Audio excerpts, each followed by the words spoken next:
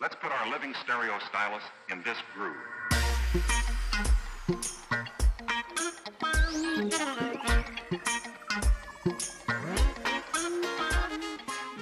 Today we're going to look inside another box of Acoustics loudspeakers. Today it's the 3020Is. These are the larger stand mounter / bookshelf speaker in Acoustics award-winning 3000i range. So we're going to get these open, find out what's going on inside.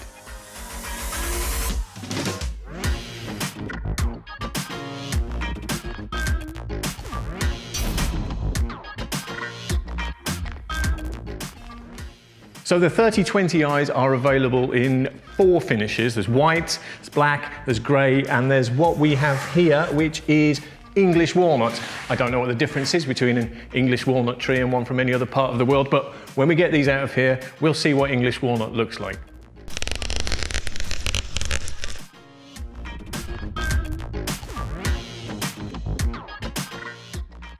So under the first piece of polystyrene are both speakers, all nicely packaged and nice and secure.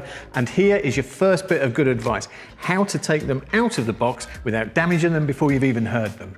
So I will follow that advice and take them out very carefully by the sides. Right, let's have a look at this one and see what's under this packaging. First of all, we'll take the excellent advice sticker off. I take off the protective covering, and this magnetic grills, which is always a good idea because that way the front of the speaker, which is the business end here, doesn't have any screw holes and stays really clean, and you can attach your grill as easy as that. Right, so we'll get the grill off and we can have a look around this loudspeaker. And we'll take the little plastic cover off the Acoustics logo as well, because that keeps it nice and shiny. It matches then the chrome surround of the 2 drivers. We've got a 22mm tweeter here and 125mm mid-bass driver.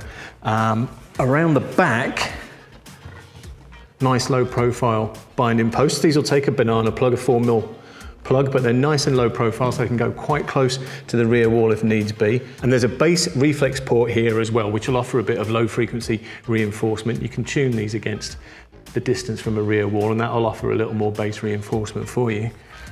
At the bottom, screw mountings in case you want to put it on a wall bracket, little rubber feet pre-fitted in case it's going to stand on a bookshelf.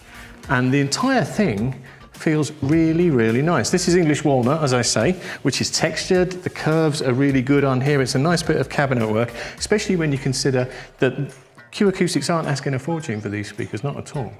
So what else is in the box? Well, there are these port bongs for a start-up. These are very handy because they allow you to tune the 3020Is to your taste a little bit.